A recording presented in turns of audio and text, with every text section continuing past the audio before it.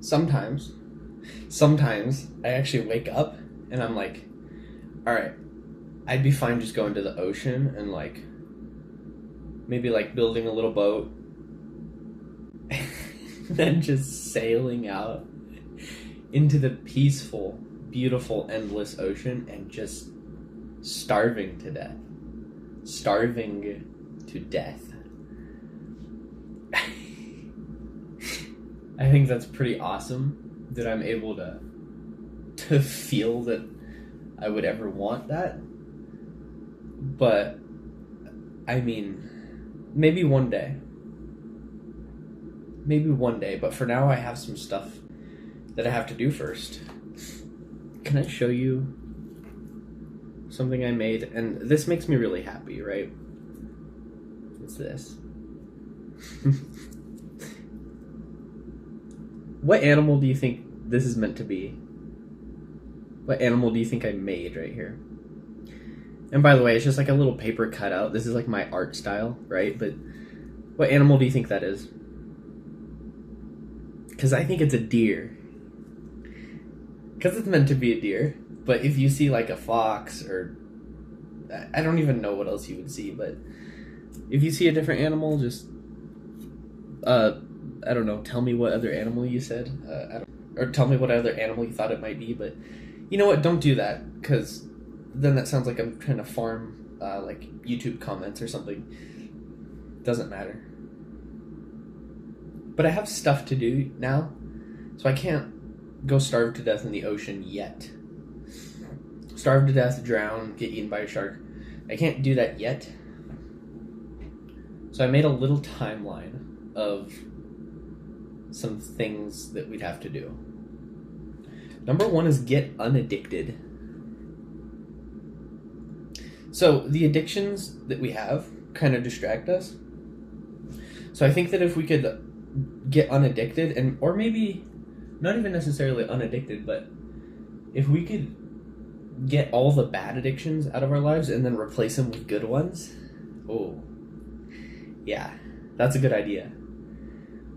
Because if you think about it, right, we spend a lot of time kind of just doing like some fun stuff that like the purpose of the stuff that we do, like the extra stuff, is to lower the suffering. Lower the suffering because we're born into a body that is just so prone to suffering. It's terrible. It's a horrible condition. The human condition. I don't know, I call it that, I guess, but and so we do things like we do things to make it better. We play video games. We smoke a cigarette. We take up a hobby. Wait, no. Hang on. All of those things ease the suffering, but only one of them seems kind of healthy, right? Wouldn't you agree? Well, video games, it depends on how you use video games, right? Because video games are an art form. They are an art form. But guess what?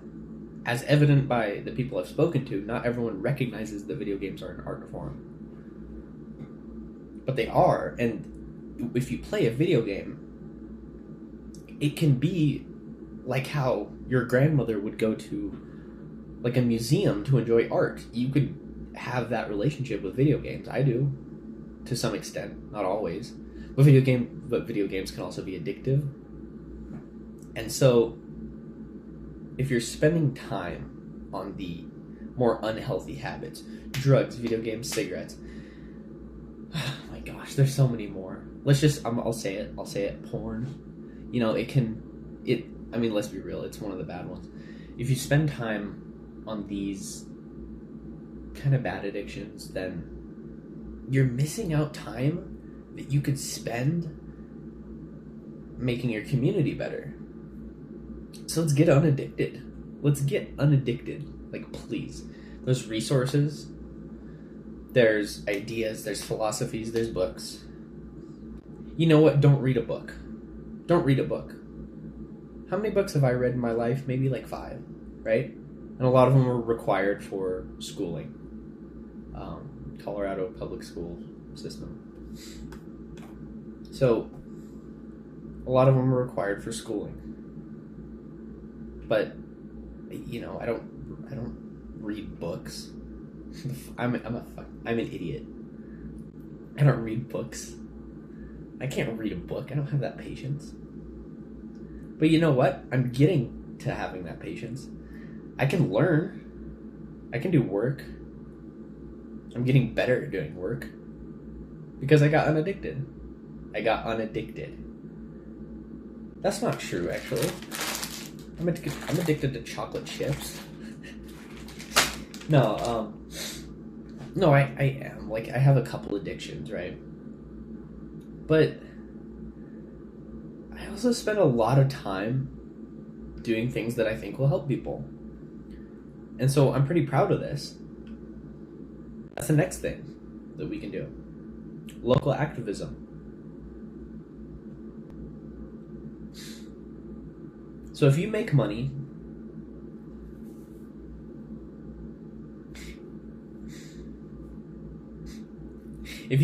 I believe that you should probably, definitely put a little bit of your money towards an organization who is very established and who very much cares about what they're doing, and who can take your little bit of money that you make and then stretch that money to make an impact, because they know how, you don't know how. And if it's a good organization, they'll probably tell you how, right? Like, they'll probably be able to communicate that to you. I have an organization similar. I don't try to get... So I have an organization, right?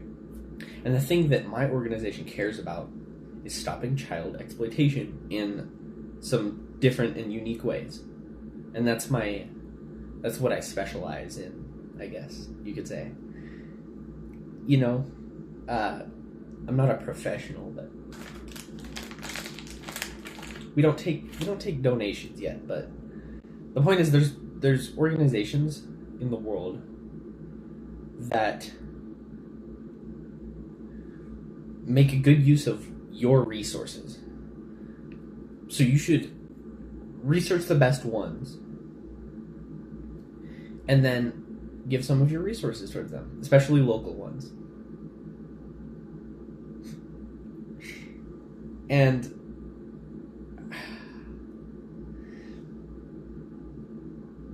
pick up some litter, make your community better. I'm going to do it for my community too. But it's just, this is an idea. Like, what if we make things better? What if we make things better? Because things are bad. So we can do this activism and stuff, and we can do these things. So life is intricate and wonderful and beautiful. And we know this because there was a point when we were kids and we felt the true magic of life. That's how we know this. That's how we know that life means something. And so since life means something, let's put our resources towards making things better, especially for children. Wouldn't you agree? Actually, if you haven't had a childhood where you felt the true magic of life, then, first of all, that's the most tragic thing that I could hear, I think. Because everyone deserves that. It's really sad to think that some people might not have that, but maybe there's points in their lives that have been magic. Or maybe someone who's just been through pure hell for their whole life has heard about another person on Earth who has experienced the magic and is like, you know what? That's okay that I haven't seen the magic. It's okay that I've only known hell. Because this person's successful. And you know what? A lot of people have had wonderful, wonderful, wonderful childhoods and have wonderful adult lives. A lot of people. And so we have to celebrate that. I also want to say, let's just be conscientious of every decision that we make. Like every decision and every... Let's be also conscientious of every single piece of technology that we use. Because if you have a phone, first of all, there's a chance it might have a cancer warning on it. What does that mean? What does a cancer warning mean? When you read on a product, cancer and reproductive harm, what do you think that means? Isn't that interesting?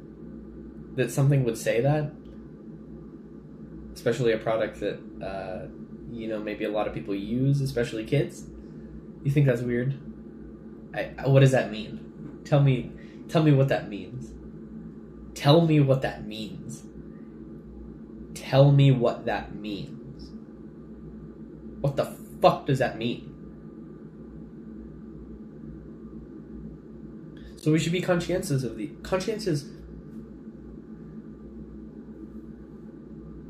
We have to be aware of what we're doing. Our decisions, the things we use. It's evident that we don't, right? Because people are like smoking outside of establishments where people have to walk in and then they have to breathe it in, and then the CDC.gov, you know how websites that end in .gov are from the government, and the government is who we hired to keep things correct and proper and lawful. And then the government, CDC.gov, says that secondhand smoke, no matter how little, can cause health risks. And then there's health risks. Well, there's secondhand smoke outside of countless buildings where people have to walk in and where parents bring their kids through. And it's weird. What does it mean? What does it mean? Like, what do these things mean? Why is there a cancer warning? Why... When you trace back the origins of like each individual iPhone, why do you find like like forced labor, suicidal people making the phone material for minimum wage, like less than minimum wage? What does that mean? Why do we use these things then? Why do we smoke, even if it makes us feel better? Even if it like relieves stress or whatever, why do you smoke even if it could hurt people? It's weird. And I'm sure like the industry behind the smoking is kind of like a little bit maybe sociopathic, or maybe like kind of a little bit bad. A lot of organizations, a lot of big companies that do a lot of big operations and sketchy things. Like, why do we do all this? What else do we do that's fucking like really confusing? Well, why do we need to get a job and like buy an apartment? Why can't we just have our own things? Why would you need to spend thousands upon thousands upon thousands of dollars, go through a horribly complex process that makes no sense whatsoever, and have restrictions for what you can build on your property if you were to get your own land and build your own life? Why is there such a great barrier to entry for life? It doesn't make any sense, does it? Well, if it makes sense, tell me. If it makes sense, tell me. If it makes sense, tell me. If it makes sense, tell me. If it makes sense, then tell me. Then tell me.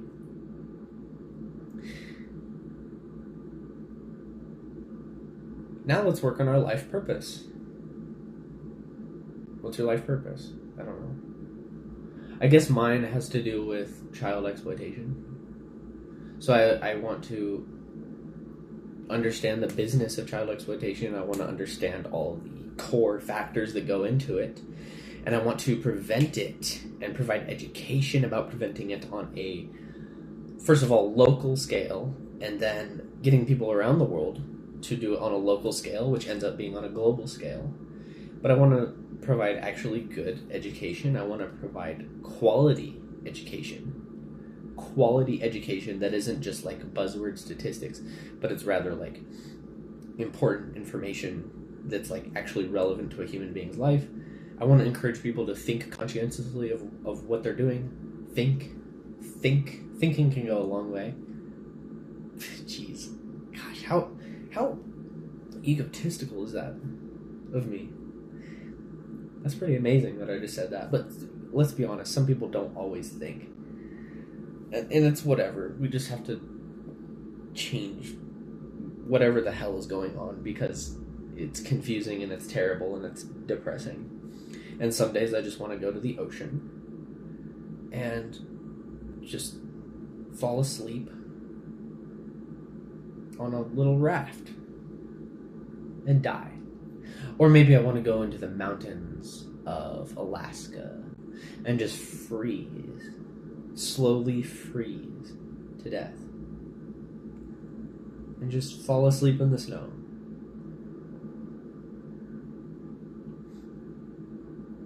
We should work on our life purpose. There's a lot of things we can do. A lot of things that we care about. I care about child exploitation. And I care about it because I saw it happening.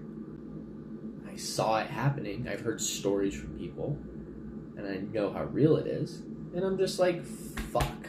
This hits me personally. So I'm gonna fucking care about this. And that's what a life purpose is, maybe. It could look differently. It could look different for all kinds of people. But for me, that's kind of what it looks like. It's just that, and then, leading by example to, I don't know, it's a lot of things for me, but. And then if you get to be like 50, 60, the signs of dementia start kicking in, then maybe we could like commit suicide, maybe. I reserve the right to maybe commit suicide when I'm like 60 or something. You know what I mean? I reserve that right. I'd like to do it where the earth can just consume me and I can just be part of the earth. Which is good. That's good. So death is good. Death is good. Because first of all, our bodies are made to die. Our bodies are made to die. So, the song goes, I'll give you all I have to spend, you'll give nothing back to me. I will wait for this to end, the back and forth, the battery, for you at last to comprehend the kind of love of which I speak. I will wait for this to end. I'm gonna wait for this to end. I'm gonna do what I can. I think we actually can do some things to make the world better, and I think we should. Like, we should get unaddicted, and then once we're unaddicted, we can kind of make things a little bit better. We don't even have to get unaddicted, but it's like much better when you do, especially if you like really, really care about life. And then getting unaddicted is like part of leading by example. But anyway, so we're built to die. And then maybe one day we can die once we've done everything. And once we're old enough, we can just die the way we want to. I'd like to commit suicide. I don't know how, maybe. Maybe freezing to death. Maybe jumping off a cliff. Something where I don't have to... Something where the coroner people don't have to